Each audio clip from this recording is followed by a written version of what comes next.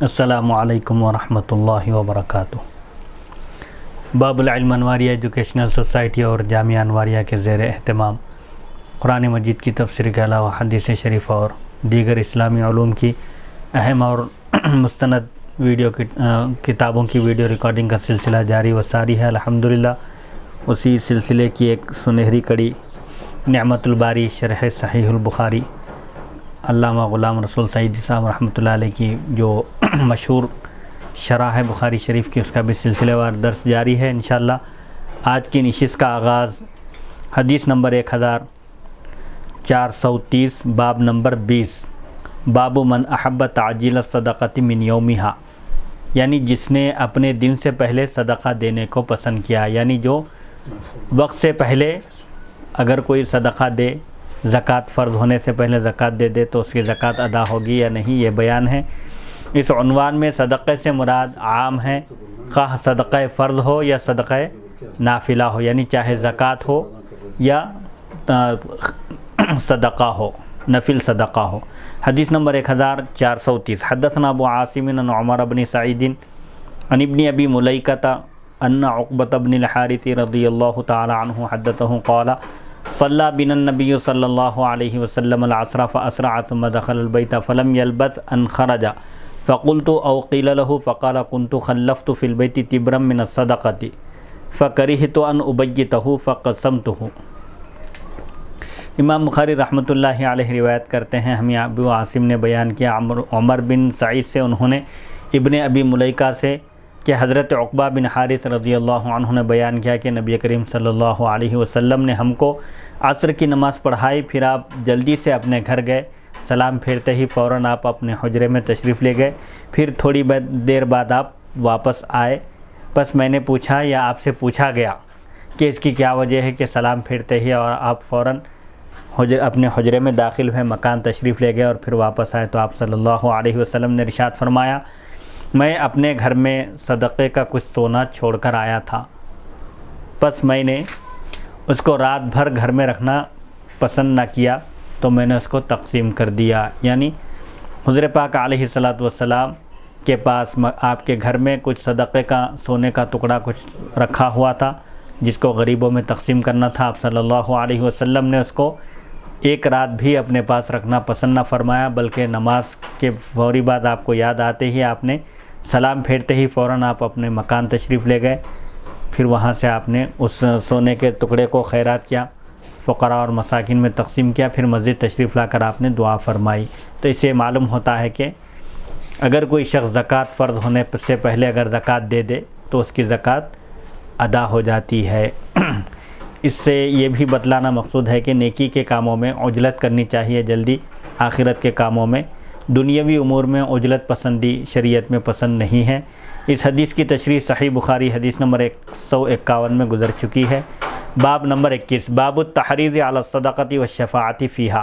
صدقے کی ترغیب دینا اور اس میں سفارش کرنا، یعنی کوئی اگر محتاج اور تنگ دست ہے تو اس کے لیے سفارش کرنا، ریکمنڈ کرنا اور خود لوگوں کو صدقہ کرنے کی، خیرات کرنے کی تلقین کرنا، یعنی صدقہ کرنے کے ثواب کو بیان کرنا اور صدقے کا سوال کرنا۔ حدیث نمبر 1431 حدثنا مسلم قال حدثنا شعبۃ قال حدثنا عدی عن سعید بن جبیر عن ابن عباس رضی اللہ تعالی عنہما قال خرج النبی صلی اللہ علیہ وسلم یوم عید فصلى ركعتين لم يصلي قبل ولا بعد ثم مال على النساء ومعه بلال فوعظهن وأمرهن أن يتصدقن فجعلت المرأة تلقي القلب والخرص۔ امام بخاری رحمۃ اللہ علیہ روایت کرتے ہیں، ہمیں مسلم نے بیان کیا، انہوں نے کہا ہمیں شعبہ نے بیان کیا، انہوں نے کہا ہمیں عدی نے بیان کیا، سعید بن جبیر سے انہوں نے حضرت ابن عباس رضی اللہ عنہما سے انہوں نے بیان کیا کہ نبی کریم صلی اللہ علیہ وسلم عید کے دن نکلے، پس آپ نے 2 رکعت نماز ادا فرمائی، یعنی عیدگاہ کی طرف تشریف لے گئے، آپ نے 2 رکعت نماز ادا فرمائی، پڑھائی۔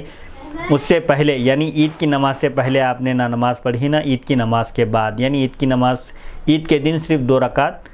واجب نماز ہے عید کی 6 زائد تکبیرات کے ساتھ، اس سے پہلے کوئی نفل یا سنت نہ عید کی نماز سے پہلے ہے اور نہ ہی عید کی نماز کے بعد۔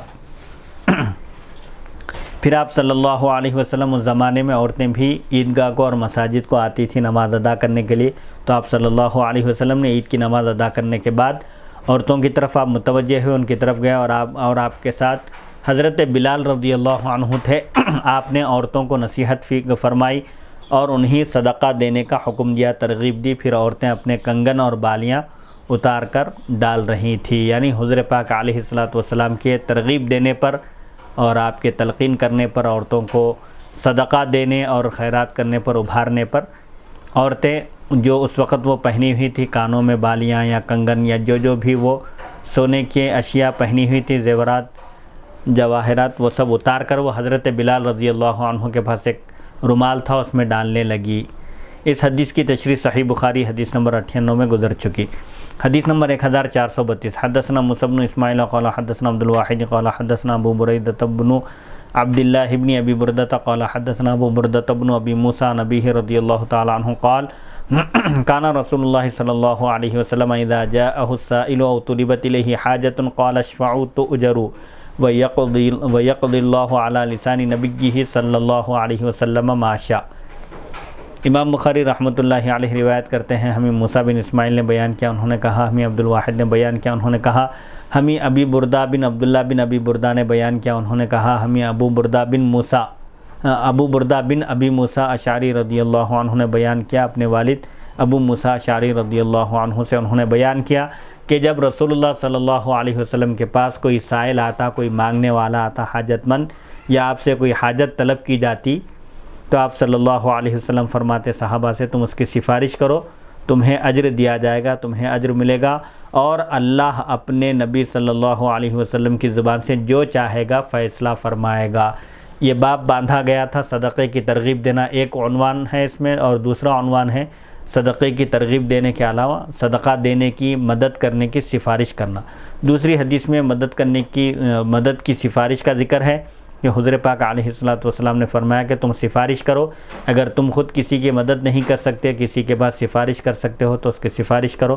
تمہاری سفارش سے اگر کام بن جائے تو تم کو بھی اس کا اجر و ثواب ملے گا، صدقہ دینے والے، مدد کرنے والے کو اجر و ثواب ملے گا، اور سفارش کرنے والے کو بھی اجر و ثواب ملے گا۔ اللہ تعالیٰ اپنے نبی صلی اللہ علیہ وسلم کی زبان پر جو چاہے فیصلہ فرماتا ہے، یعنی اللہ تعالیٰ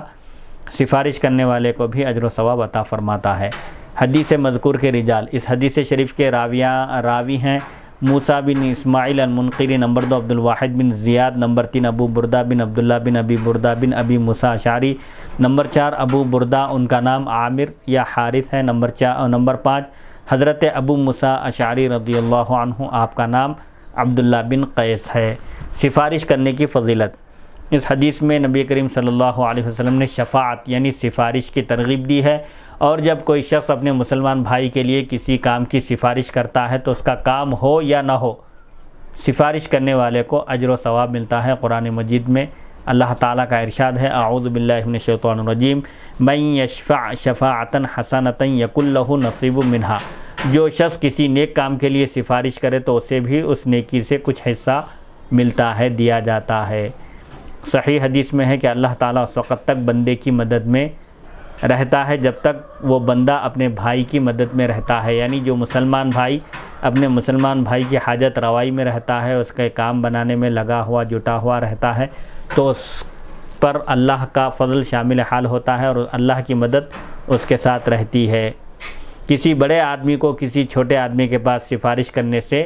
انکار نہیں کرنا چاہیے۔ نبی کریم صلی اللہ علیہ وسلم نے حضرت بریرہ سے یہ سفارش کی تھی کہ وہ اپنے سابق شوہر مغیث کے ساتھ رہیں، ان سے جدا نہ ہوں، لیکن انہوں نے انکار کر دیا، یعنی حضور پاک علیہ الصلوۃ والسلام نبی ہو کر، رسول ہو کر بھی آپ نے حضرت بریرہ رضی اللہ عنہا سے سفارش کی تھی کہ ان کی آزادی کے بعد وہ اپنے سابق شوہر مغیث سے جدا نہ ہوں، ان کے ساتھ رشتے ازدواج کو، نکاح کو برقرار رکھیں، لیکن انہوں نے نہیں مانا۔ صرف یہاں بتلانا مقصد یہ ہے کہ کوئی بڑے مرتبے پر جو فائز ہوں ان کو چھوٹوں سے بھی سفارش کرنے سے پیچھے نہیں ہٹنا چاہیے۔ اس کی تفصیل اس حدیث میں ہے۔ حضرت ابن عباس رضی اللہ عنہما بیان کرتے ہیں کہ حضرت بریرہ کے سابق شوہر غلام تھے، ان کا نام مغیث تھا، گویا کہ میں ان کی طرف دیکھ رہا ہوں، وہ حضرت بریرہ کے پیچھے روتے ہوئے چکر لگاتے رہتے تھے اور ان کے آنسو ان کی داڑھی پر بہتے تھے، یعنی وہ بریرہ کی محبت میں ان سے جدا ہونا نہیں چاہتے تھے، روتے تھے، یہاں تک کہ ان کی داڑھی بھی آنسوؤں سے تر ہو جاتی تھی۔ پس نبی کریم صلی اللہ علیہ وسلم نے حضرت عباس رضی اللہ عنہ سے کہا، اے عباس، کیا تم کو اس پر تعجب نہیں ہوتا کہ مغیث کو بریرہ سے کتنی محبت ہے؟ بریرہ آزاد ہونے کے بعد مغیث کے ساتھ رہنا نہیں چاہتی ہیں، اپنے سابقہ شوہر کے ساتھ، لیکن مغیث ان سے جدا ہونا نہیں چاہتے، اور بریرہ کو مغیث سے کتنی نفرت ہے۔ پھر نبی کریم صلی اللہ علیہ وسلم نے حضرت بریرہ سے کہا، کاش تم ان سے رجوع کر لیتی، یعنی تم نے جو ان سے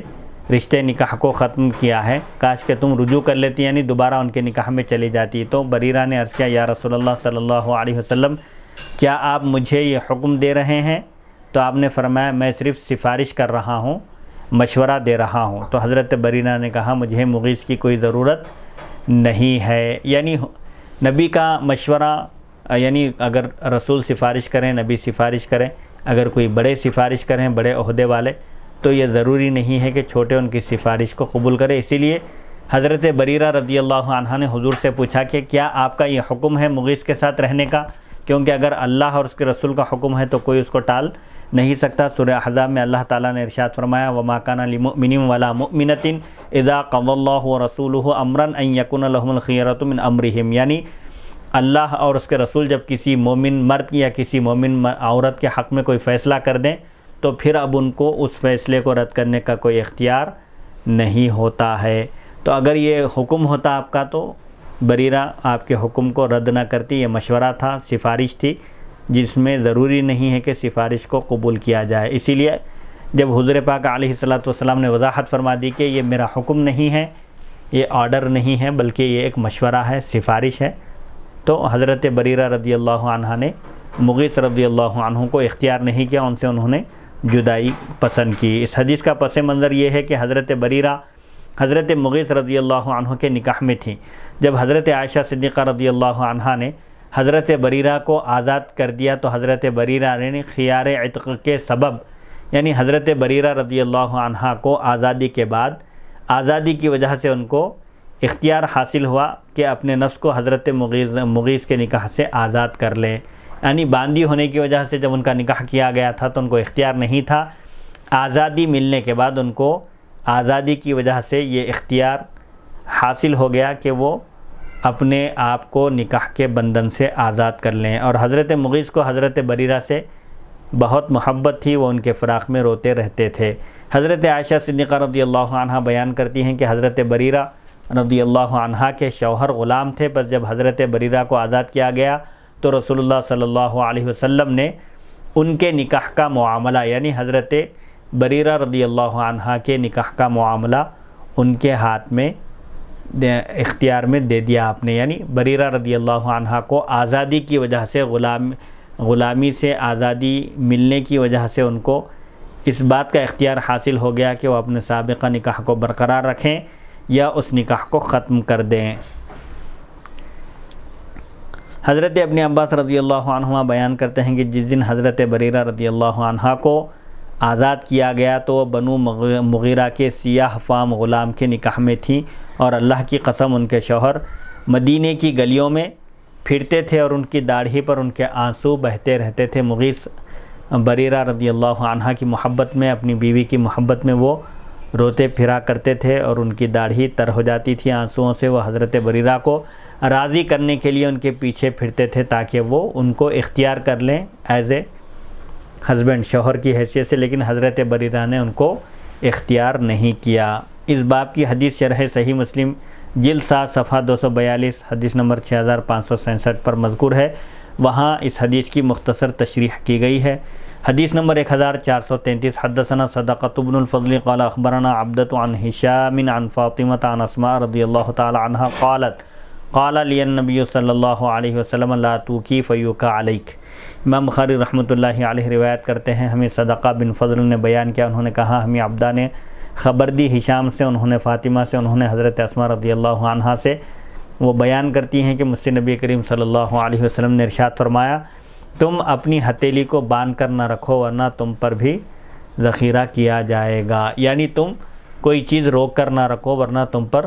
اشیاء روک دی جائیں گی، یعنی اگر تم صدقہ نہ کرو گی، خیرات نہ کرو گی، لوگوں کو مال دینے سے روک کر رکھو گی تو اللہ تعالیٰ بھی ذخیرہ کر کے رکھے گا، یعنی تم کو عطا نہیں کرے گا. دیتے رہو گے تو اللہ تعالیٰ کی طرف سے عطا ہوگی، جیسا کہ قرآن پاک میں اللہ تعالیٰ نے ارشاد فرمایا اعوذ باللہ من الشیطان الرجیم وما انفقتم من شیء فہو یخلفہ. تم جو کچھ بھی مال خرچ کرو تو اللہ تعالیٰ تم کو اس کا بدل، اس کا خلف، اس کا بدلہ عطا فرمائے گا. یعنی فوراً ہی اللہ کی طرف سے مال میں برکت عطا کی جاتی ہے. کوئی اگر صدق دل سے، سچے ارادے سے کسی غریب کی مدد کرتا ہے، کسی کا تعاون کرتا ہے، تو اللہ تعالیٰ اس کا عوض، اس کا بدل اس کو عطا فرماتا ہے. اس کے مال میں برکت ہوتی ہے اور اس کا مال ضائع ہونے سے، چوری ہونے سے اور تلف ہونے سے محفوظ ہو جاتا ہے. اس باب کا عنوان ہے صدقے کی ترغیب دینا، اور اس کی مناسبت حدیث کے جملے میں ہے کہ تم اپنی ہتھیلی کو باندھ کر نہ رکھو، یعنی اللہ کی راہ میں خرچ کرو، تنگ دلی کا مظاہرہ نہ کرو، خوش دلی سے خرچ کرو. جو کچھ بھی تم کو عطا کیا گیا ہے اس میں سے غریبوں کا خیال کرو. اس حدیث کے راوی ہیں صدقہ بن فضل، ان کی کنیت ابو الفضل ہے. نمبر 2 عبدہ بن سلیمان. نمبر 3 ہشام بن عروہ بن زبیر. نمبر 4 فاطمہ بنت منذر بن زبیر. نمبر 5 حضرت اسماء بنت ابو بکر صدیق رضی اللہ عنہما. ہتھیلی کو باندھ کر رکھنے کا معنی، تھیلی وکاؤن کے معنی آتے ہیں، وکاؤن کے معنی تھیلی کے آتے ہیں. تھیلی کو باندھ کر رکھنے کا مطلب کیا ہے؟ اس حدیث میں رسول اکرم صلی اللہ علیہ وسلم کا ارشاد گرامی ہے اپنی تھیلی کو باندھ کر نہ رکھو، یعنی اپنے مال کو جمع نہ کرو اور صدقہ دینے سے منع نہ کرو، ورنہ اللہ بھی تم پر اپنے رزق کو بند کر دے گا. یعنی اگر تم روک کر رکھو گے، مخلوق کو نہیں دو گے تو اللہ بھی اپنی عطا روک لے گا. لہذا اگر اللہ کی عطا چاہتے ہو، تم یہ چاہتے ہو کہ اللہ تعالیٰ تم کو عطا کرتا رہے، تمہاری جھولی بھرتا رہے، تو پھر تم بھی دوسروں کا خیال کرو. حدثنا عثمان بن ابی شیبۃ عن عبدۃ وقال لا تحسی فیحسی اللہ علیک. امام بخاری رحمۃ اللہ علیہ روایت کرتے ہیں ہمیں عثمان بن ابی شیبہ نے بیان کیا عبدہ سے، آپ نے فرمایا تم گن گن کر نہ دو، ورنہ اللہ بھی تم کو گن گن کر دے گا. حساب کتاب نہ کرو، اللہ کی راہ میں دے رہے ہو تو بے حساب دو، جتنی اللہ نے سکت دی ہے، وسعت دی ہے، استطاعت دی ہے، اس حساب سے دو. اگر تم گن کر دو گے، حساب کرو گے، پھر تو اللہ بھی تم کو گن کر دے گا، حساب سے دے گا. اس حدیث کی تخریج حسب سابق ہے، یعنی اس کی بھی وہی پہلے جو حدیث گزری اسی کا یہ ایک جز ہے. اس حدیث کا مطلب یہ ہے کہ تم جو اللہ کی راہ میں دیتی ہو اس کو گنا مت کرو، اس کو شمار مت کرو، اس کا حساب کتاب مت رکھو، ورنہ یہ اللہ تعالیٰ کی عطا کے منقطع ہونے کا سبب بن جائے گا. یعنی اگر گن کر دو گے تو اللہ بھی تم کو گن کر دے گا، اس کی عطا بھی بے حساب تم پر نہیں ہوگی، بلکہ وہ تم کو تھوڑا تھوڑا دے گا. اور یہ بھی ہو سکتا ہے کہ گننے اور تھیلی کو بند کرنے کی ممانعت اس وجہ سے فرمائی ہو کہ اس طرح کرنے سے برکت زائل ہو جائے گی. اس لیے بزرگان دین اکابر فرماتے ہیں کہ کھانا وغیرہ بھی جیسا حضور پاک علیہ السلام کا طریقہ کار تھا کہ کم افراد ہوتے، زیادہ افراد ہوتے اور کھانا کم ہوتا تو آپ فرماتے تھے کہ کھانے میں برکت ہوگی، لیکن ڈھکن کھول کر نہیں دیکھنا چاہیے کہ کھانا کتنا ہے. اللہ کی ذات پر بھروسہ کرتے ہوئے بسم اللہ کہہ کر اللہ کا نام لے کر کھانا کھلانا چاہیے، اس سے میں برکت دی جاتی ہے. اس کا مطلب ایک یہ بھی بیان کیا گیا کہ گن کر دینے سے برکت زائل ہو جاتی ہے، برکت ختم کر دی جاتی ہے. جیسے حضرت ابو ہریرہ رضی اللہ عنہ کے پاس ایک تھیلی تھی جو حضرت پاک علیہ السلام نے ان کو عطا فرمائی تھی، اس میں سے وہ اناج نکالتے اور خرچ کرتے تھے. کبھی انہوں نے تھیلی کھول کر نہیں دیکھا کہ اس میں کتنا اناج ہے. ایک موقع پر غالباً یہ حضرت ابو ہریرہ یا حضرت عائشہ صدیقہ رضی اللہ عنہا کا واقعہ ہے کہ ایک بار انہوں نے جب گن کر دیکھا، اس کو ناپا یا تولا، تو اس کے بعد وہ اناج اس میں سے ختم ہو گیا اور برکت زائل ہو گئی. باب نمبر 22 باب الصدقۃ فیما استطاع. استطاعت طاقت کے مطابق صدقہ کرنا. کوئی مالدار ہے تو وہ اپنی طاقت کے مطابق خرچ کرے، اور اگر کوئی اس سے کم درجے کا ہے تو وہ اپنے حساب سے متوسط درجے کا ہے تو متوسط انداز میں خرچ کرے. حدیث نمبر 1434. حدثنا ابو عاصم عن ابن جریج وحدثني محمد بن عبد الرحیم عن حجاج بن محمد عن ابن جریج قال اخبرني ابن ابي مليكة عن عباد بن عبد الله بن الزبير اخبره عن اسماء بنت ابي بکر رضی اللہ تعالی عنہما انها جاءت الى النبي صلی اللہ علیہ وسلم فقال لا توعی فیوعی اللہ علیک ارزقی ما استطعتی. امام بخاری رحمۃ اللہ علیہ روایت کرتے ہیں ہمیں ابو عاصم نے بیان کیا ابن جریج سے، اور مجھے محمد بن عبد الرحیم نے بیان کیا حجاج بن محمد سے، انہوں نے ابن جریج سے انہوں نے کہا مجھے ابن ابی ملیکہ نے خبر دی عباد بن عبداللہ بن زبیر سے، انہوں نے خبر دی حضرت اسماء بنت ابی بکر رضی اللہ عنہما سے، انہوں نے بیان کیا کہ وہ نبی کریم صلی اللہ علیہ وسلم کے پاس آئیں تو آپ نے فرمایا تم اپنے پیسوں کا ذخیرہ نہ کرو، اسٹاک کر کے نہ رکھو، ورنہ اللہ تعالیٰ بھی تم پر ذخیرہ کرے گا، یعنی اللہ بھی تم کو روک کر دے گا، تم جتنا اللہ کی راہ میں خرچ کر سکتی ہو کرو۔ اس حدیث کی تشریح صحیح بخاری حدیث نمبر 1433 میں گزر چکی ہے۔ ارزقی مستطاعتی میں یہ باب سے مناسبت ہے کہ تم جتنا صدقہ کر سکتی ہو، اللہ کی راہ میں خیرات کر سکتی ہو کرو، یعنی حسب استطاعت خیرات کرنا چاہیے، صدقات دینا چاہیے، اللہ کی راہ میں خرچ کرنا چاہیے، غرباء، فقراء اور مساکین کی مدد کرنی چاہیے۔ باب نمبر 23، بابن الصدقۃ تکفر الخطیئہ، صدقہ گناہ کو مٹا دیتا ہے، صدقہ دینے سے اللہ کا غصہ ٹھنڈا ہوتا ہے اور صدقہ بری موت کو ٹالتا ہے، صدقہ دینے سے گناہ مٹا دیے جاتے ہیں۔ حدیث نمبر 1435، حدثنا قتيبة قال حدثنا جرير عن الأعمش عن أبي وائل عن حذيفة رضي الله تعالى عنه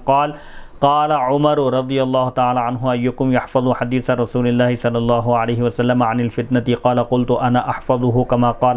قال إنك عليه لجريء فكيف قال قلت فتنة الرجل في أهله وولده وجاره تكفرها الصلاة والصدقة والمعروف قال سليمان قد كان يقول الصلاة والصدقة والأمر بالمعروف والنهي عن المنكر قال ليس هذه أريد ولكني أريد التي تموج كموج البحر قال قلت ليس عليك بها يا أمير المؤمنين بأس بينك وبينها باب مغلق قال فيكسر الباب أو يفتح قال قلت لا بل يكسر قال فإنه إذا كسر لم يغلق أبدا قال قلت أجل فهبنا أن نسأله من الباب فقلنا لمسروق سله قال فسأله فقال عمر رضي الله تعالى عنه قال قلنا فعلم عمر من تعني قال نعم كما أن دون غد ليلة وذلك أني حدثته حديثا ليس بالأغاليط۔ امام بخاری رحمۃ اللہ علیہ روایت کرتے ہیں، ہمیں قتیبہ نے بیان کیا، انہوں نے کہا ہمیں جریر نے بیان کیا، اعمش سے انہوں نے، ابو وائل سے انہوں نے حضرت حذیفہ رضی اللہ عنہ سے انہوں نے بیان کیا کہ حضرت عمر رضی اللہ تعالی عنہ نے فرمایا تم میں سے کس شخص کو فتنے کے متعلق رسول اللہ صلی اللہ علیہ وسلم کی حدیث یاد ہے؟ حضرت حذیفہ نے کہا مجھے وہ حدیث اس طرح یاد ہے جس طرح رسول اللہ صلی اللہ علیہ وسلم نے ارشاد فرمایا تھا۔ حضرت عمر نے فرمایا تم اس کی ہمت رکھتے ہو۔ حضرت حذیفہ رضی اللہ عنہ کو صحابہ میں ایک خصوصی امتیاز حاصل تھا، آپ کو منافقین کے نام بھی معلوم تھے، اور خاص طور پر آپ حضرت پاک علیہ الصلوۃ والسلام سے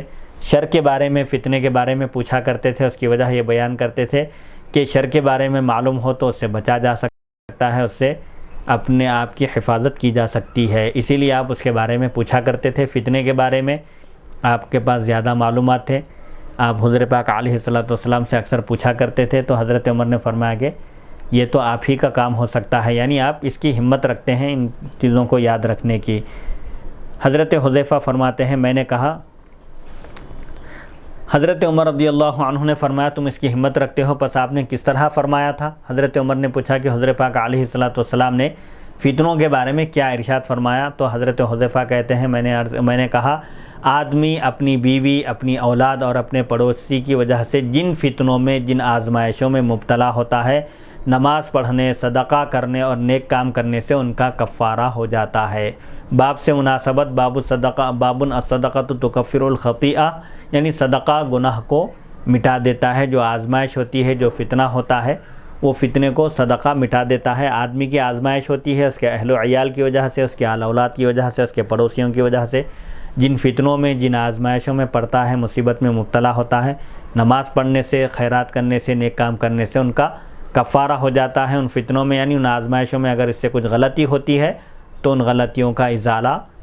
ہو جاتا ہے صدقہ دینے سے، نماز پڑھنے سے، نیک کام کرنے سے۔ سلیمان نے کہا کبھی آپ یوں کہتے تھے کہ نماز، صدقہ، نیکی کا حکم دینے اور برائی سے روکنے کی وجہ سے ان گناہوں کا کفارہ ہو جاتا ہے، یعنی اس میں اور کچھ اضافہ بھی ہے کہ نماز، صدقہ اور امر بالمعروف اور نہی عن المنکر، یعنی بھلائی کا حکم دینا اور برائی سے روکنا، اس فریضے کو بھی انجام دینے سے ان گناہوں کا کفارہ ہو جاتا ہے۔ حضرت عمر نے فرمایا میری یہ مراد نہیں ہے، یہ تو ایک آزمائش ہے عمومی جس سے ہر انسان دوچار ہوتا ہے، لیکن فتنوں سے مراد حضرت عمر رضی اللہ عنہ کی شہادت کے بعد جو فتنے برپا ہوئے ہیں وہ فتنہ آپ مراد لیتے ہیں۔ آپ فرماتے ہیں کہ میری مراد یہ نہیں ہے، یہ آزمائش نہیں ہے، لیکن میری مراد وہ فتنہ ہے جو سمندر کی موج کی طرح امٹ کر آئے گا، سمندر کی موج کی طرح ٹھاٹے مارتا ہوا آئے گا، پھر جب تلوار اٹھے گی تو قیامت تک تلوار چلتی رہے گی، یعنی امت میں فتنے برپا ہوں گے۔ چنانچہ حضرت عثمان رضی اللہ عنہ کا قتل ہوا، آپ کو شہید کر دیا گیا۔ حضرت عمر کی شہادت کے ساتھ ہی فتنوں کا دور شروع ہو گیا اور مختلف اس وقت فتنے برپا ہوئے۔ تو حضرت عمر اس فتنے کے بارے میں پوچھنا چاہتے تھے جو بڑا خطرناک فتنہ ہے اور جس کے بعد پھر قیامت تک فتنے چلتے رہیں گے۔ تو حضرت حذیفہ رضی اللہ عنہ نے بیان کیا، میں نے کہا اے امیر المؤمنین، آپ کو اس فتنے سے کوئی خطرہ نہیں ہے، آپ کے ہوتے ہوئے وہ فتنہ برپا نہیں ہو سکتا، کیونکہ آپ اس فتنے کے درمیان ایک سد دیوار ہے، ایک مضبوط ایک دروازہ ہیں، آپ کے اور اس فتنے کے درمیان ایک بند دروازہ ہے۔ حضرت عمر نے پوچھا اس دروازے کو توڑ دیا جائے گا یا اس کو کھولا جائے گا؟ یعنی وہ حضرت عمر اور فتنوں کے درمیان جو دروازہ ہے وہ دروازہ توڑ دیا جائے گا یا کھولا جائے گا؟ تو حضرت حذیفہ رضی اللہ عنہ نے کہا نہیں، بلکہ اس دروازے کو توڑ دیا جائے گا۔ تو حضرت عمر رضی اللہ عنہ نے فرمایا جب اس دروازے کو توڑ دیا جائے گا تو پھر وہ کبھی بھی بند نہیں ہو سکے گا، اگر کھول دیا جاتا تو پھر بھی فتنوں کے دروازے کو بند کیے جانے کا امکان تھا، لیکن جب توڑ دیا جائے گا تو فتنوں کا دروازہ پھر بند نہیں ہوگا، یعنی قیامت تک تلوار چلے گی، امت میں آپس میں بھی خون خرابہ ہوگا اور فتنے برپا ہوں گے۔ حضرت حذیفہ رضی اللہ عنہ نے کہا جی ہاں، یعنی اس دروازے کو توڑ دیا جائے گا، پھر وہ قیامت تک وہ دروازہ بند نہیں ہوگا۔ پھر ہم یعنی راوی کہتے ہیں ہم حضرت حذیفہ رضی اللہ عنہ سے اس دروازے کے متعلق پوچھنے سے ڈرے کہ وہ دروازہ کون ہے جس کی وجہ سے یہ فتنوں کا طوفان رکا ہوا ہے۔ ہم نے مسروق سے کہا، یہ مشہور تابعی ہیں، جلیل القدر اور اہل علم میں آپ کا شمار ہے۔ مسروق سے کہا، مسروق بن اجدع سے، کہ آپ ان سے پوچھئے۔ تو مسروق نے حضرت حذیفہ سے پوچھا تو انہوں نے بتایا دروازے سے مراد خود حضرت عمر کی ذات تھی کہ حضرت عمر رضی اللہ عنہ کے رعب اور دبدبے اور ایمانی شان و شوکت کی وجہ سے، آپ کے رعب اور دبدبے کی وجہ سے فتنے سب دبے ہوئے تھے، تو فتنوں کے لیے جو دروازہ تھا وہ حضرت عمر رضی اللہ عنہ کی ذات گرامی تھے۔ ہم نے پوچھا کیا حضرت عمر جانتے تھے کہ آپ کی کیا مراد تھی؟ یعنی حضرت عمر کو معلوم تھا کہ وہ دروازہ ہے آپ کے اور فتنوں کے درمیان، اس لیے فتنوں کا طوفان برپا نہیں ہو سکتا، تو کیا حضرت عمر کو معلوم تھا کہ وہ دروازہ کون ہے؟ تو حضرت حذیفہ رضی اللہ عنہ نے فرمایا ہاں، جس طرح وہ یہ جانتے تھے کہ آج دن کے بعد رات آئے گی، اس کی وجہ یہ تھی کہ میں نے ان کو ایسی حدیث بیان کی تھی جس میں کوئی غلط بات نہیں تھی۔ یعنی حضرت عمر رضی اللہ عنہ بھی جانتے تھے کہ جو فتنہ سمندر کی موج کی طرح ٹھاٹے مار کر امت میں برپا ہونے والا ہے، اس فتنے کے آگے آپ ہی ایک دروازہ ہیں۔ آپ کو یہ بات کیسے پتہ تھی؟ اتنا ہی یقینی طور پر آپ کو یہ بات معلوم تھی جیسے ہم کو معلوم ہے کہ آج اس دن کے بعد رات آنے والی ہے، جیسا یہ یقینی بات ہے، اسی طرح آپ کو بھی یہ یقین تھا کہ آپ سمندر کی موج کی طرح ٹھاٹے مارنے والے فتنے کے آگے آپ ایک دروازہ ہیں، جب تک آپ کی ذات موجود رہے گی وہ فتنہ برپا نہیں ہو سکتا۔ باب نمبر 24، باب من تصدق فی الشرک ثم اسلم، جس شخص نے حالت شرک میں خیرات کیا، صدقہ کیا، پھر اسلام قبول کیا۔ اس باب میں یہ بیان کیا جائے گا کہ حالت شرک میں کیا ہوا صدقہ قبول کیا جائے گا یا نہیں۔ کوئی اسلام قبول کرنے سے پہلے اگر نیک کام کیا کرتا تھا تو ان نیک کاموں کا اعتبار اسلام قبول کرنے کے بعد ہوگا یا نہیں، ان کا صدقہ قبول کیا جائے گا یا نہیں۔ حدیث نمبر 1436، حدثنا عبداللہ بن محمد قال حدثنا ہشام قال حدثنا معمر عن الزہری عن عروۃ عن حکیم بن حزام رضی اللہ تعالی عنہ قال قلت یا رسول اللہ ارأیت اشیاء کنت اتحنث بها فی الجاہلیۃ من صدقۃ او عتاقۃ وصلۃ رحم فهل فیها من اجر؟ فقال النبی صلی اللہ علیہ وسلم اسلمت علی ما سلف من خیر۔ امام بخاری رحمۃ اللہ علیہ روایت کرتے ہیں، ہمیں عبداللہ بن محمد نے بیان کیا، انہوں نے کہا، ہمیں ہشام نے بیان کیا، انہوں نے کہا، ہمیں معمر نے بیان کیا، زہری سے انہوں نے، عروہ سے انہوں نے، حضرت حکیم بن حزام رضی اللہ عنہ سے انہوں نے بیان کیا کہ میں نے عرض کیا یا رسول اللہ صلی اللہ علیہ وسلم، یہ بتائیے کہ میں نے زمانے جاہلیت میں جو عبادت کی ہے، صدقہ کیا ہے، یا غلام آزاد کیے ہیں، یا رشتہ داروں سے حسن سلوک کیا ہے، صلہ رحمی کی ہے، کیا مجھے اس میں کوئی نیک اجر ملے گا؟ تو نبی کریم صلی اللہ علیہ وسلم نے ارشاد فرمایا تمہاری جو نیکی گزر چکی ہے تم نے اس کو محفوظ رکھا ہے، اسلام قبول کرنے کی وجہ سے تمہاری وہ نیکیاں محفوظ ہو گئیں۔ اس حدیث شریف کے راوی ہیں نمبر 1 عبداللہ بن محمد بن عبداللہ، ان کی کنیت ابو جعفر ہے، مسندی ہیں یہ۔ نمبر 2 ہشام بن یوسف ابو عبد الرحمن، مقام صنعاء کے ایک گورنر تھے۔ نمبر 3 معمر بن راشد۔ نمبر 4 محمد بن مسلم بن شہاب زہری۔ نمبر 5 عروہ بن زبیر بن عوام۔ نمبر 6 حکیم بن حزام بن خویلد، قبیلہ اسد سے تعلق رکھنے والے ہیں۔ اس حدیث کی باب کے عنوان کے ساتھ مطابقت اس جملے میں ہے جو نیکی گزر چکی ہے تم نے اس کو محفوظ کر لیا، یعنی حالت شرک میں، حالت کفر میں کیے ہوئے نیک کام اگر کوئی مسلمان ہو جائے تو الاسلام یہدم ما کان قبلہ، اس سے پہلے جو اس کے گناہ تھے وہ مٹا دیے جاتے ہیں، صاف ستھرا ہو جاتا ہے آدمی، اور جو نیکی کے کام کیا تھا ان کو بھی قبول کر لیا جائے گا۔ زمانہ کفر میں کی ہوئی نیکیوں کی جزا کی تحقیق، حالت کفر میں جو نیک کام کیے گئے تھے کیا ان کا بدلہ ملے گا یا نہیں، اس سلسلے میں مختلف اقوال بیان کرتے ہیں علامہ عینی۔ اس سے پہلے وہ حدیث آئی حالت یعنی کفر کی حالت میں جو خیرات صدقہ کیا گیا وہ قابل قبول ہے، ایمان لانے کے بعد اس کا اجر محفوظ ہو گیا۔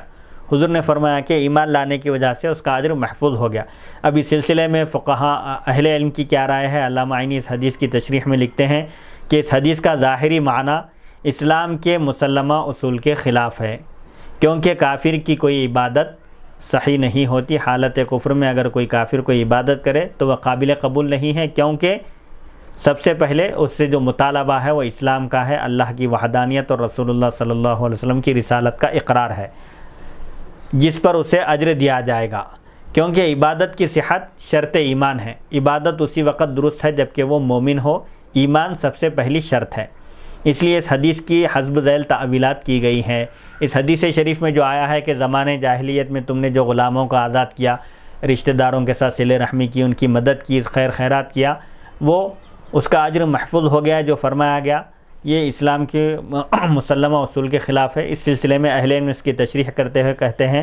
کہ تمہاری فطرت بہت عمدہ تھی جس کو تم نے جاہلیت میں بھی محفوظ رکھا، یعنی یہ اعلیٰ کردار اور اعلیٰ اخلاق ہے، غریبوں کی مدد کرنا، حسن سلوک کرنا، رشتہ داروں کے ساتھ صلہ رحمی کے ساتھ پیش آنا اور خیرات کرنا، یہ عمدہ صفات کا حامل جو شخص ہوتا ہے جس کی فطرت میں ہی عمدہ صفات رکھے گئے ہیں، جس کو تم نے جاہلیت میں بھی محفوظ رکھا ہے، اس فطرت سے تم اسلام میں فائدہ اٹھاؤ گے اور نیک کاموں میں وہ سرشت تمہاری، یعنی وہ فطرت جو تمہاری دور جاہلیت میں اسلام قبول کرنے سے پہلے بھی جو تمہارا مزاج تھا خیرات کرنے کا، صدقات کرنے کا، رشتہ داروں کے ساتھ حسن سلوک کرنے کا، یہ مزاج تمہارے لیے مددگار اور معاون ثابت ہوگا اسلام قبول کرنے کے بعد۔ یہ مطلب ہے اس حدیث کا کہ جب اسلام قبول نہیں کیے تھے تو اس وقت اس قدر نیکی کا جذبہ تھا، تو اب اسلام قبول کرنے کے بعد اس درجے میں اور بدرجہ اولا اضافہ ہی ہوگا۔ ایک مطلب یہ ہے۔ دوسرا مطلب یہ ہے کہ زمانے جاہلیت میں تم نے جو نیک کام کیے تھے اور ان پر جو تمہاری تعریف اور تحسین کی گئی تھی، یعنی تم کو سراہا گیا تھا، تمہاری تعریف کی گئی تھی، وہ اب اسلام میں بھی باقی ہے اور محفوظ ہے، یعنی مسلمان ہونے کے بعد بھی تم نے جن لوگوں کی مدد کی ہے وہ تمہاری تعریف اور توصیف کریں گے تمہاری ان کی مدد کرنے کی وجہ سے۔ نمبر 3 زمانے جاہلیت میں تم نے جو نیک کام کیے تھے، یعنی تعریف اور توصیف کریں گے کا مطلب یہ ہے کہ اگر کوئی نیک کام کرتا ہے، اچھا کام کرتا ہے تو اس کی تعریف کرنے کا ثبوت دلیل بھی اس حدیث سے مل رہی ہے، دلیل بھی اس حدیث سے مل رہی ہے، تعریف کی جا سکتی ہے، تعریف کی جا سکتی ہے۔ یہ والی جو حدیث ہے کہ اگر منہ کے سامنے تعریف کی جائے تو اس کے منہ میں مٹی ڈال دی جائے، یہ اس وقت ہے کہ تعریف سننے کے بعد اگر آدمی خود پسندی میں مبتلا ہو سکتا ہے، تکبر اور غرور کا شائبہ اس کے اندر پیدا ہو سکتا ہے، تو ایسے آدمی کے سامنے، اس کے منہ کے سامنے اس کی تعریف نہیں کرنا چاہیے۔ ہاں اگر کوئی تعریف سن کر بھی اس کی کیفیت میں کوئی تبدیلی نہیں آتی ہے، وہ حسب سابق اپنے کارناموں کو اور اپنے سرگرمیوں کو جاری رکھتا ہے، غرور اور تکبر پیدا ہونے کا امکان نہ ہو، تو پھر اس وقت تعریف سامنے بھی کی جا سکتی ہے۔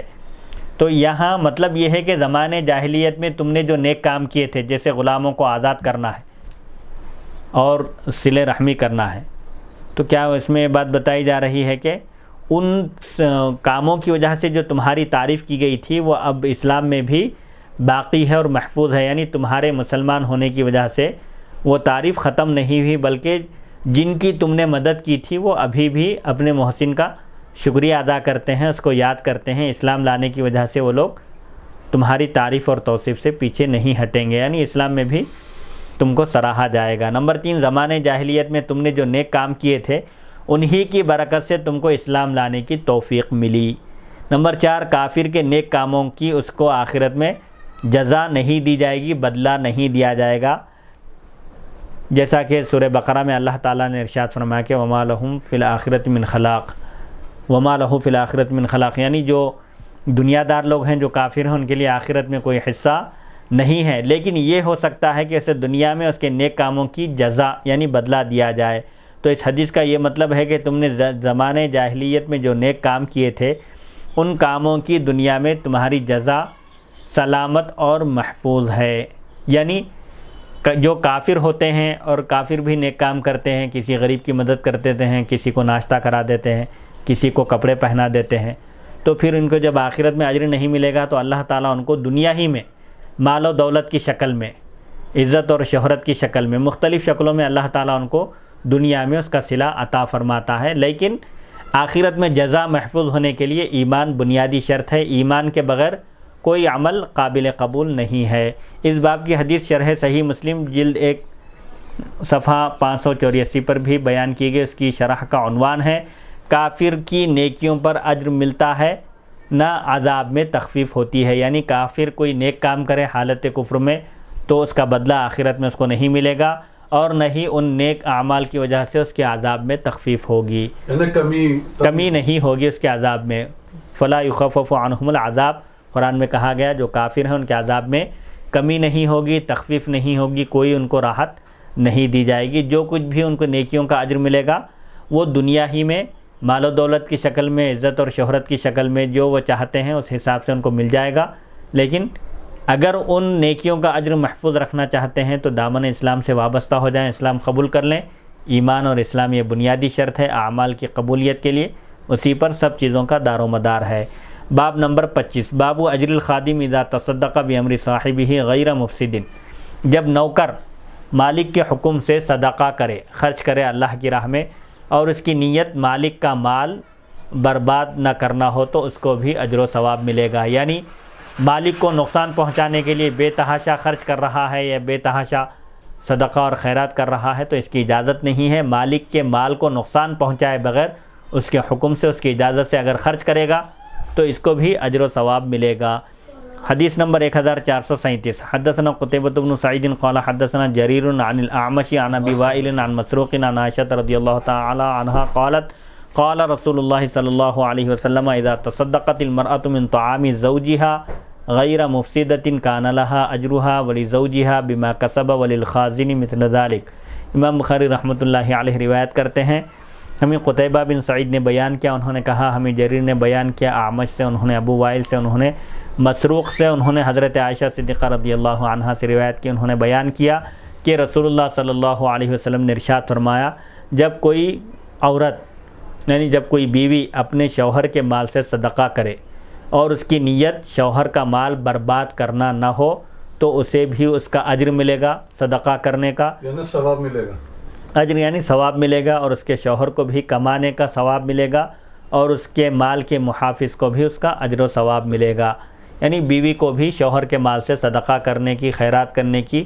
خرچ کرنے کی اجازت ہے، بشرطے کہ مال کو تباہ کرنا مقصود نہ ہو، یعنی پورا کا پورا مال خرچ کر دے اور جس کی وجہ سے شوہر کو پریشانی کا سامنا کرنا پڑے، ایسا نہ ہو۔ غیر مفسدتن یعنی اس کے مال کو تباہ کیے بغیر، نقصان پہنچائے بغیر، جو معروف ہے عرف عام میں جتنی اجازت ہے دینے کی، خیر خیرات کرنے کی، کسی کو خرچ، کسی کو دینے کی، کسی کی مدد کرنے کی، تو شوہر کے مال میں تصرف کرنے کی بیوی کو بھی اجازت دی گئی ہے۔ اس حدیث کی تشریح محفوظ کرنا، محفوظ حفاظت کرنے والے، حفاظت کرنے والا یعنی جو اکاؤنٹنٹ ہے سمجھیے یا خازن ہے، جو بھی مال کا نگران کار ہے جس کے ذمے ہے فائنانس وغیرہ، اس کو بھی اس کا اجر و ثواب ملے گا، کیونکہ ایک شخص کمانے والا ہے اور ایک شخص کے پاس مال ڈپازٹ جمع کیا ہوا ہے سمجھے، اب اس کے پاس سے پیسے لے کر جب دیے جا رہے ہیں تو وہ بھی نیکی کے کام میں تعاون کر رہا ہے، تو جو بھی اس میں حصہ لیں گے خیر خیرات میں، صدقات میں، کوئی کما رہا ہے، کوئی اس میں سے دے رہا ہے اور کوئی اس کی مدد کر رہا ہے، یہ سب اجر و ثواب کے مستحق قرار پائیں گے۔ اس حدیث کی تشریح صحیح بخاری حدیث نمبر 1425 میں گزر چکی۔ حدیث نمبر 1438 حدثنا محمد بن العلاء قال حدثنا ابو اسامہ عن برید بن عبد اللہ عن ابی بردۃ عن ابی موسیٰ عن نبی صلی اللہ علیہ وسلم قال الخازن المسلم الامین الذي ينفذ وربما قال يعطي ما امر به كاملا موفرا طيب به نفسه فيدفعه الى الذي امر له به احد المتصدقین۔ امام بخاری رحمۃ اللہ علیہ روایت کرتے ہیں، ہمیں محمد بن علاء نے بیان کیا، انہوں نے کہا ہمیں ابو اسامہ نے بیان کیا برید بن عبداللہ سے، انہوں نے ابو بردہ سے، انہوں نے حضرت ابو موسیٰ اشعری رضی اللہ عنہ سے، انہوں نے نبی کریم صلی اللہ علیہ وسلم سے روایت کیا، آپ نے فرمایا جس مال کا محافظ مسلمان ہو، یعنی خازن کیشیئر مسلمان ہو، امانت دار ہو اور اپنے مالک کے حکم پر عمل کرنے والا ہو، اور کبھی آپ نے ارشاد فرمایا اس کو جتنا دینے کا حکم دیا گیا ہو اس کو پورا خوش دلی سے خوشی سے دینے والا ہو، اور جس کو دینے کا اسے حکم دیا گیا ہو اس کو دے دے، تو وہ بھی 2 صدقہ کرنے والوں میں سے ایک ہے۔ یعنی جو کیشر جو مسلمان ہو، دیندار ہو، امانت دار ہو اور مالک کے حکم کے مطابق عمل کرنے والا ہو، اور مالک نے جتنا دینے کا حکم دیا ہے اور جن کو دینے کا حکم دیا ہے ان سب کو خوش دلی سے دے، جھڑکے نہیں ان پر احسان نہ جتائے اور ان کو تانے نہ دے، بلکہ خوش دلی سے مالک کے حکم پر عمل کرے، صدقات خیرات دے لوگوں کو، تو گویا یہ بھی 2 صدقہ کرنے والوں میں سے ایک صدقہ کرنے والا ہے۔ یعنی مالک بھی اس کا متصدق ہے، صدقہ کرنے والا، اور یہ بھی اس کا ہاتھ بٹا رہا ہے اس کے حکم کی تعمیل کر کے، تو اس کو بھی اجر و ثواب ملے گا۔ اس حدیث شریف کے راوی ہیں محمد بن علاء ابو قریب، ان کی کنیت ہے، حمدان کی طرف نسبت ہے۔ نمبر 2 ابو اسامہ حماد بن اسامہ، قبیلہ لیث سے ان کا تعلق ہے۔ نمبر 3 برید بن عبداللہ، ان کی کنیت ابو بردہ ہے۔ نمبر 4 ابو بردہ، ان کا نام عامر یا حارث ہے۔ نمبر 5 حضرت ابو موسیٰ اشعری رضی اللہ عنہ، آپ کا نام عبداللہ بن قیس ہے۔ حدیث میں مذکور خزانچی کی قیود کے فوائد، یعنی اس حدیث شریف میں کیشر کا، خزانچی، خازن کا جو ذکر آیا ہے اس کے صفات بیان کیے گئے۔ خازن کیسا ہونا چاہیے؟ مسلمان ہونا چاہیے، امانت دار ہونا چاہیے اور مالک کے حکم کی تعمیل کرنے والا ہو۔ یہ قید کیوں لگائی گئی ہے اس حدیث میں؟ دینے والے کے ساتھ پہلی قید یہ ہے کہ وہ خازن ہو، یعنی مال کا محافظ ہو، نگران کار ہو، جس کو خزانچی کہتے ہیں۔ محافظ یعنی حفاظت کرنے والا ہو، جس کو خزانچی کہتے ہیں۔ دوسری قید یہ ہے کہ وہ مسلمان ہو، کیونکہ کافر کی نیت کا شریعت میں کوئی اعتبار نہیں ہے اور نہ اس کو ثواب ملتا ہے۔ یعنی دینے والا مسلمان ہونا شرط ہے، کیونکہ کافر کی نیت کا اعتبار نہیں ہے، اور اگر وہ نیت بھی کرے تو اس کو اجر و ثواب نہیں ملتا۔ تیسری قید جو لگائی گئی ہے خزانچی کی وہ یہ ہے کہ وہ امانت دار ہو۔ اس قید سے وہ خازن نکل گیا جو خائن ہو، جو مال میں خیانت کرنے والا ہو، خرد برد سے جو کام لینے والا ہو، مال میں گڑبڑ کرنے والا ہو، وہ شخص یہاں مراد نہیں ہے، بلکہ اس کا امانت دار ہونا ضروری ہے۔ چوتھی شرط یہ ہے، قید یہ ہے کہ وہ مالک کے حکم کے مطابق صدقے کو جاری کرنے والا ہو اور جتنا دینے کا حکم دیا گیا ہے اتنا دے۔ یہ 2 شرطیں بھی ہیں کہ جتنا دینے کا حکم ہے اتنا دے، اور جن کو دینے کا حکم ہے ان لوگوں کو دے۔ 5ویں شرط یہ ہے کہ جس کو جتنا دینے کا حکم دیا گیا ہے وہ اس کو خوشی سے دے۔ کسی کو اگر زیادہ دینے کا حکم دے تو وہاں پر تنگ دلی کا مظاہرہ نہ کرے، خوش دلی سے اس کو اس کا حق دے دے، کیونکہ اگر وہ خوشی سے نہیں دے گا تو اس کے دینے کی نیت نہیں ہوگی، پھر اس کو اجر و ثواب نہیں ملے گا۔ خوش دلی سے دینا اس لیے ضروری ہے کہ اگر بد دلی سے دے گا، بے دلی سے، خوش دلی سے نہیں دے گا تو اس کو اجر و ثواب نہیں ملے گا۔ 6ٹھی شرط یہ ہے، قید یہ ہے کہ جس کو دینے کا حکم دیا گیا ہے اسی کو دے، کیونکہ اگر اس نے کسی اور کو دیا تو پھر وہ اپنے مالک کے حکم کی مخالفت کرنے والا ہوگا اور پھر اس کا شمار صدقہ کرنے والوں میں نہیں ہوگا اور اس کو ثواب نہیں ملے گا۔ یعنی مالک نے جن لوگوں کے حوالے کرنے کا حکم دیا ہے صدقہ، انہی کے حوالے کرے، اگر ان کے حوالے نہیں کرے گا، کسی اور کو دے گا تو اس میں اس کے مالک کے حکم کی مخالفت ہوگی، خلاف ورزی ہوگی، اور اس لیے وہ صدقہ دینے والوں میں شمار نہیں ہوگا، اس کو اجر و ثواب نہیں ملے گا۔ باب نمبر 26، باب اجر المرأة اذا تصدقت او اطعمت من بیت زوجها غیر مفسدۃ۔ جب کوئی بیوی صدقہ کرے یا شوہر کے گھر سے کھلائے اور اس کا مال برباد کرنے کی نیت نہ ہو تو اس کو اجر و ثواب ملے گا۔ حدیث نمبر 1439، حدثنا آدم قال حدثنا شعبة قال حدثنا منصور والأعمش عن أبي وائل عن مسروق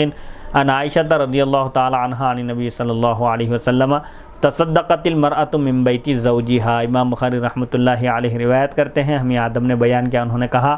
ہمیں شعبہ نے بیان کیا، انہوں نے کہا، ہمیں منصور اور اعمش نے بیان کیا ابو وائل سے، انہوں نے مسروق سے، انہوں نے حضرت عائشہ صدیقہ رضی اللہ عنہا سے روایت کیا، آپ نے نبی کریم صلی اللہ علیہ وسلم سے روایت کیا، آپ نے ارشاد فرمایا عورت اپنے شوہر کے گھر سے، یعنی بیوی اپنے شوہر کے گھر سے صدقہ کرے، شوہر کے مال سے بیوی کو اللہ کی راہ میں خرچ کرنے کی اجازت ہے، بشرطے کہ وہ مال کو تباہ نہ کرے، یعنی بہت زیادہ شوہر کے مال کو نقصان نہ پہنچائے، نقصان پہنچانے کی نیت نہ ہو تو اس کو صدقہ کرنے کی، خیرات کرنے کی اجازت ہے. اس حدیث کی تشریح صحیح بخاری حدیث نمبر 1425 میں گزر چکی ہے. حدیث نمبر 1440. حدثنا عمر بن حفص قال حدثنا ابي قال حدثنا الاعمش عن شقيق عن مسروق عن عائشة رضي الله تعالى عنها قالت قال النبي صلى الله عليه وسلم اذا اطعمت المرأة من بيت زوجها غير مفسدة لها غير مفسدة لها أجرها وله مثله وللخازن مثل ذلك له بما اكتسب وله بما انفقت. امام بخاری رحمۃ اللہ علیہ روایت کرتے ہیں ہمیں عمر بن حفص نے بیان کیا، انہوں نے کہا مجھے میرے والد نے بیان کیا، انہوں نے کہا ہمیں اعمش نے بیان کیا، شقیق سے، انہوں نے مسروق سے، انہوں نے حضرت عائشہ صدیقہ رضی اللہ عنہا سے روایت کی، انہوں نے بیان کیا کہ نبی کریم صلی اللہ علیہ وسلم نے ارشاد فرمایا جب کوئی بیوی اپنے شوہر کے گھر سے کھلائے، یعنی شوہر کے مال میں سے کھلائے، خرچ کرے اور اس کی نیت اس کا گھر برباد کرنا نہ ہو تو اس کو بھی اجر ملتا ہے، یعنی اس حال میں کہ وہ بیوی شوہر کے مال کو نقصان پہنچانے والی نہ ہو تو اس کو بھی اجر ملتا ہے اور اس کے شوہر کو بھی اتنا ہی ثواب ملتا ہے، اور خزانجی کو جو پیسے کی حفاظت کرنے والا ہے، جس نے اس کی بیوی کو پیسے دیے ہیں اس کے اکاؤنٹ میں سے، اس کو بھی اتنا ہی ثواب ملتا ہے، شوہر کو اس کے کمانے کا اور عورت کو اس کے خرچ کرنے کا ثواب ملتا ہے. یعنی اگر کوئی بیوی اپنے شوہر کے مال سے خرچ کرے اور شوہر کے مال کو نقصان پہنچانے کی نیت نہ ہو، اس کے مال کو نقصان پہنچائے بغیر اگر وہ صدقہ کرتی ہے، خیرات کرتی ہے، کسی کو کھانا کھلاتی ہے یا کسی کی مدد کرتی ہے تو اس کو بھی اجر و ثواب ملے گا، اور بیوی جب خرچ کرے گی تو اس کے خرچ کرنے کا ثواب شوہر کو بھی ملے گا، شوہر کو کمانے کی وجہ سے ثواب ملے گا اور بیوی کو خیرات کرنے اور خرچ کرنے کی وجہ سے ثواب ملے گا. اس حدیث کی تشریح صحیح بخاری حدیث نمبر 1425 میں گزر چکی ہے. حدیث نمبر 1441. حدثنا یحیی بن یحیی قال اخبرنا جریر عن منصور عن شقیق عن مسروق عن عائشة رضی اللہ تعالی عنہا عن النبی صلی اللہ علیہ وسلم قال اذا انفقت المرأة من طعام بیتها غیر مفسدة فلها اجرها وللزوج بما اکتسب وللخازن مثل ذلك.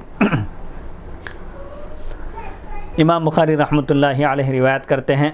ہمیں یحییٰ بن یحییٰ نے بیان کیا، انہوں نے کہا ہمیں جریر نے خبر دی منصور سے، انہوں نے شقیق سے، انہوں نے مسروق سے، انہوں نے حضرت عائشہ صدیقہ رضی اللہ عنہا سے روایت کیا، آپ نے نبی کریم صلی اللہ علیہ وسلم سے روایت کیا، آپ نے فرمایا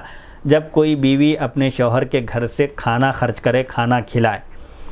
اور وہ کھانے کو برباد کرنے والی نہ ہو، یعنی شوہر کے مال کو نقصان پہنچانے والی نہ ہو،